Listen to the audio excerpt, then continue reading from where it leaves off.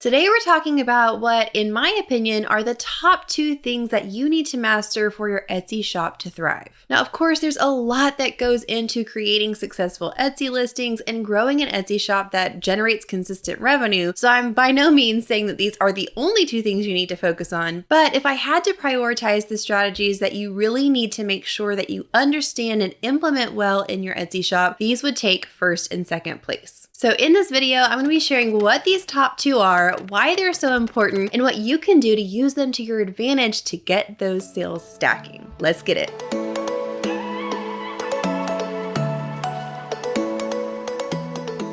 Hey friends, welcome back to the channel. So glad you're here as always. And if this is your first time here, I'm so glad to meet you. I'm Kate. I'm a wife, mom, Etsy seller, and business coach. And I'm here to help you start and scale your online business so that you can make a full-time income doing what you love. So we're talking today about what I consider to be the top 2 most important parts of your Etsy listings. They're things that, if done well, can truly skyrocket your sales, but if done poorly, can really tank your whole shop too. These 2 are actually 2 pillars out of my 5-pillar framework that I personally use to grow my Etsy shop to multiple 6 figures and have now used in coaching thousands of my students to find success in their own Etsy shops. Though we're only specifically focusing in on 2 out of the 5 pillars for this video, all 5 pillars really are necessary to make sure that you have the right pieces in place to position your Etsy shop for the most success. So I'd encourage you to hop over and watch my free 60-minute training class after this. It's my Etsy Success Formula. It's going to share those specific strategies with you and walk you through step by step, starting to implement them today so that you can level up your shop and start bringing in that consistent revenue through your Etsy business. I have that free 60-minute training class linked in the description box below, or you can go to etsymasterclass.com to watch that after you're done with this video. Okay, so let's go ahead and talk about the first of the 2 pillars that we're going over today, and that is Clickworthy Images. So first of all, we're talking about our photos here, our listing images, and these are of utmost importance because you could do all the work to create an awesome product, awesome listings in every other way, actually get your listings found in the search, but then it's not enough just to be discovered or found in the search results. At that point, you're competing with all of the other listings that are surrounding your listing on that one page of search results. So you have to be able to get the click out of all of those listings that the buyer could click on. You want your listing to be the one that they click through on. That is going to come from an awesome thumbnail image. In my mind, there's sort of 3 layers of optimization when it comes to creating your Etsy listing. So many times we optimize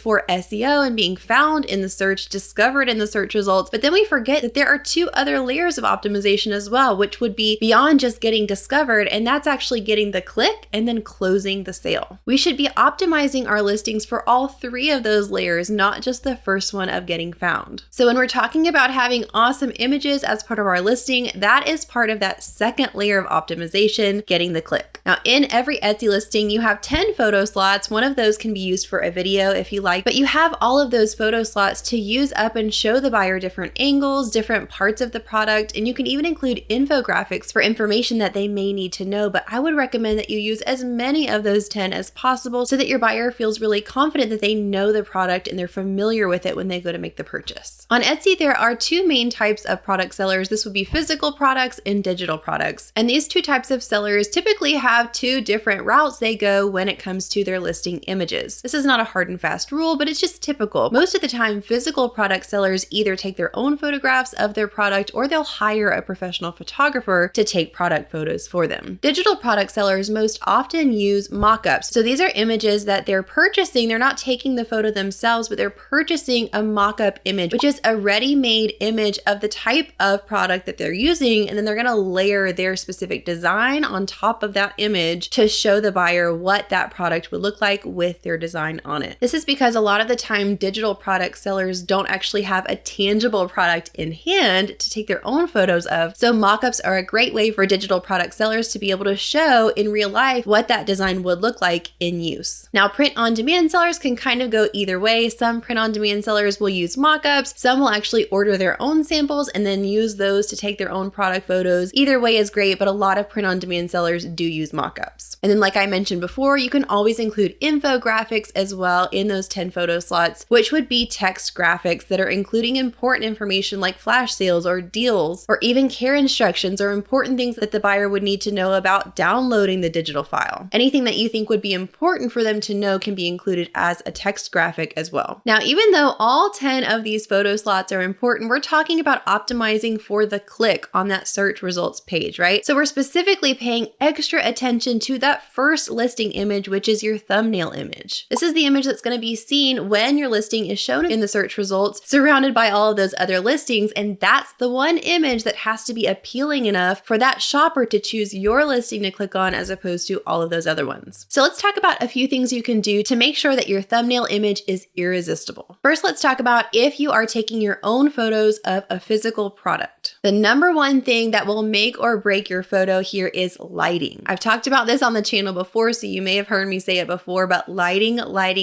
is so key. My favorite is natural lighting, so I love just getting by an open window or an open door and letting that natural light just sweep in across the product from the side. Natural lighting really does just give it such a polished and professional look. So much better than trying to use like an overhead chandelier light or even a lamp light if you're taking pictures, let's say in your living room. Always opt for going by the natural light source, which could be a window or a door. You also want to think about the background and surface that you may be using. You don't want either of these to be distracting. They need to really work together to put the emphasis on the product and not distract away from the product. You don't want anything that looks cluttered in the background. Even if you're using staging or props, you can do that, but you want to make sure that everything you're using in the background or as a surface is cohesively working together to really serve that product well and put that product as the focus of the photograph. You also want to think of the orientation of your photo and also the crop, because the thumbnail image on Etsy is automatically going to be cropped in a little bit closer. So the best ideal situation here is to have a horizontal photo with extra space on the sides so that when that thumbnail image automatically gets cropped in, the product itself in the photo is not getting cropped at all. If you're taking your own photos, I'd recommend taking them from different distances from the product, a little closer up, a little further back. So that way, when you go to upload these to your listing, if there's one that you thought you might use as the thumbnail image, but you realize it's getting cropped in too close, you have a lot of different options for which photo would work best there as the thumbnail. Here's a pro tip for making your photographs look even more professional and polished, and that is to get that blurry background look. This is where the product is in the foreground, in focus, and everything in the background is somewhat blurred, making that product really stand out even more from the background. You can accomplish this if you're using a camera by setting your camera to a low aperture, or you can blur the background after you take the photo in your editing software. So whether you're using Photoshop, Lightroom Mobile, or maybe even Canva, you can use the tools available in your editing software to blur that background and cause that product to really stand out even more. You just want to be careful here with making this look natural still. So I prefer to set this on my camera while I'm taking pictures by setting a low aperture, but it definitely can be done a lot of different ways. Now let's say that you're a digital product seller and you're not taking your own photos, you're going with the mockups route. The first thing I'd encourage you to do is to look up other best-selling listings that are similar to the type of product you want to sell on Etsy and see what types of mockups are working within your niche. There are different types of photos, right? We've got flat lays, we've got staged and stylized photographs, we've got the product itself with just a simple plain white background. There's so many different types of images and mockups available, and different styles work best for specific niches. So they're not going to be the same across the board. It's best for you to do some research within your specific product category type or niche to see what types of mockups, what types of images are working well for the bestseller listings. Now, once you have an idea of the type of mockup images you're going to be looking for, you can purchase these on several different websites like Creative Market, Creative Fabrica, Placeit.net, and Etsy itself. I've used all of these websites in different capacities and love them all, so I'm going to have those all linked in the description box below if you'd like to check them out. They're all slightly different. Some you can purchase individually, some are a monthly subscription where you get access to everything on the website, so definitely do some research and figure out if any of these websites would be helpful to you in providing the images that you need. So regardless of if you're taking your own photos or hiring a professional or using mockup images, phrases, it's of utmost importance that you take that thumbnail image very seriously and create the most appealing and professional image to put in that first photo slot. I would hate for you to do all the work to make an awesome product, create the best listing ever, and then just not have a great thumbnail image, only for your listing to be passed up for a different listing that has a better, more polished image there. All right, time to move on to pillar number 2. I hinted at it a little bit earlier, but like I said before, we're thinking of optimizing our listing in several different ways. We just talked about optimizing for the click, but you can't even have the option to get that click if you're not being ranked in the search results, right? So the second pillar is actually going to help us do just that. It's going to help us to be found and discovered and ranked high in those search results. And this second pillar is strategic SEO. So I guess we maybe should have talked about SEO as the first pillar, since technically it's necessary to even get found to see the thumbnail image, but I wanted to save it for last because it's just that important. SEO stands for search engine optimization, and it's a specific way of optimizing or creating listings that have the ability to be found, and not just found in the search results and shown to shoppers, but ranked high and shown hopefully on the first or second page. Etsy is a search engine, which means that people can go on and in the search bar, they type in something they're looking for, also known as a query. Etsy's algorithm will then look at the query the shopper typed in and scan all of the listings from Etsy sellers to determine which ones are the best match to be shown highest to that searcher. Shoppers don't tend to look past even the second page of search results, so it's really our goal as sellers to be found for relevant keyword phrases or queries that the shopper types in, and then also get our listings ranking higher and higher so eventually they'll be shown on that first or second page. The Etsy algorithm has a specific process that it goes through to determine which listings should be shown and ranked for that searcher. It's a two-phase process that involves number 1, query matching, which is determining which listings are even relevant at all for what the query was, and then number 2, out of those matching listings, which one should be ranked the highest. Etsy's algorithm has 7 ranking factors that it uses to determine this, and I actually have a whole video where I break down these 7 different ranking factors if you're interested to see what those are and how you can use those to help your listings rank. I'll have that linked in the description box below. But for this video, I just want to mention the 5 key areas of your listing that the Etsy algorithm uses to scan for keyword phrases. So these areas are your listing's title, tags, description, category, and attributes. The Etsy algorithm is going to scan those 5 parts of each listing to see if it has matching keyword phrases for the query that the shopper typed in. So if a shopper goes on and types in blue leather dog collar, the algorithm is then going to scan all of the Etsy listings in their title, tags, category, attributes, and description for that phrase. It's not going to show the shopper any listings that don't include that phrase or something similar in one of those areas of their listing. So it's our job as sellers to do research to find what keyword phrases are highly searched on the platform, and then to know how to plug those in strategically in those 5 parts of every listing. Well, how do you find those highly searched keywords, you might be asking? Great question. I have 2 favorite ways to do this. Number 1 is completely free and easy to start. You just use the Etsy search bar. So you go on Etsy and in the search bar, just start typing a word or 2 that have to do with your product. So like I mentioned in that example, if I was selling leather dog collars, I might start typing in leather or dog or collar. Once I start typing something into the search bar, Etsy will automatically start generating predictive phrases for me. These are phrases that are highly and have been recently searched on the platform, and these are a great place to start to give me a clue of what types of things are being searched for over and over again. So I'd probably use these suggested phrases as a starting point and then start to really think, how would my ideal customer phrase this when they're looking for something like I offer on the platform? A lot of times as sellers, we're tempted to put our titles and tags as like these technical terms that describe exactly what our product is, but you have to remember your ideal customer may not know those technical terms. So if I'm working with leather, it probably wouldn't be a great idea to put veg tan dog collar. It would be much more highly searched to put leather dog collar, because people who are searching for dog collars probably don't know the different types of leather that you could be using. That's too technical for most people. So really think about how your ideal customer or the average person person would phrase this or think about it, because that's what's going to be searched. And then if you're ready to take it a step further and really dive deeper into your SEO keyword research,